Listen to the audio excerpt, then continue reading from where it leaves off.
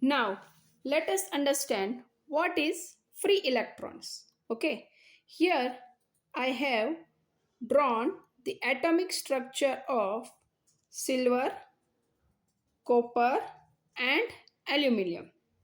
Now, the atomic weight of its will be number of proton plus number of neutrons. Here the number of proton is 47 and neutron is 61. So total atomic weight will be 108. Now this number of proton is equals to number of electron, and this will be distributed in the outermost orbit with the formula 2n square.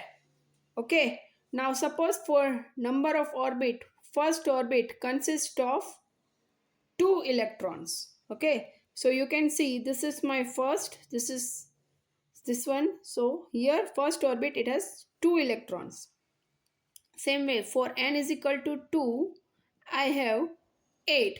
So my second orbit consists of 1, 2, 3, 4, 5, 6, 7 and 8 electrons. Same way for third it would be 2 into 3 square, that is equal to 18. So 1, 2, 3, 4, 5, 6, 7, 8, 9, 10, 11, 12, 13, 14, 15, 16, 17, 18. So no orbit can exit either 8 electrons or 18 electron. So my fourth orbit will consist of again the 18 electron, 46 electrons, right? So this, so 46 has been occupied in the orbit 1, 2, 3 and 4. So in fifth orbit there is only 1 electrons. Okay, same way for copper, if I say it would be 29 and 35 neutrons. So this 29 proton is almost equals to number of electrons. So this electron will be distributed first 2, second 8, so 10, 10 third 18. So it would be a 28 and 1 year left in a fourth orbit, that is my 29. Okay, so what will happen? Same way if I go for aluminium, it is 13. So this 13 is distributed as 2, 8 and last third orbit consists of 3 electrons.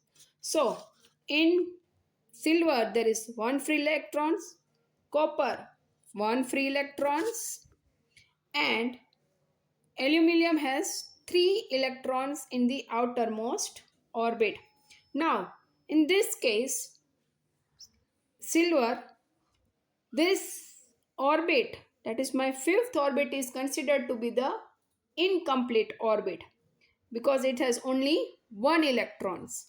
Same way here also fourth orbit has only 1 electron, so it is again considered as an incomplete orbit. Same way here also there are 3 free electrons, or you can say 3 electrons, so there is an incomplete orbit. The electrons which are nearer to the nucleus is very tightly bound with the nucleus. Okay, now as we know that as we go far and far, the bond with the nucleus is decreasing. Okay, so this free electrons is very less, or you can say negligible force of attraction with the nucleus. So it is a free electrons.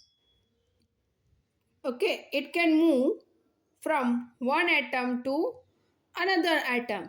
Okay, same way here also this is my free electrons. Since this all orbit are completed, they are very tightly attracted towards the nucleus. Since it is an incomplete orbit and has only 1 electrons, so it is a free electrons. Okay, next here There are 3 electrons in the outermost orbit and it is an incomplete orbit. So at a time, only one electron can be considered as a free electrons. I hope you get the idea of what is free electrons. Now, if this electrons is moved, okay, then there would be a deficiency of electrons, and so this will become a positively charged. Same way, if any atom is having an extra electron, it will have excess of electrons and it is known as negatively charged. I hope when a body is considered to be the positively charged, when there is a deficiency of electrons, and the body is said to be the negatively charged when there is an excess electron present.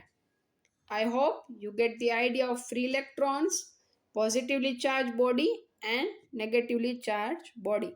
See you in the next class.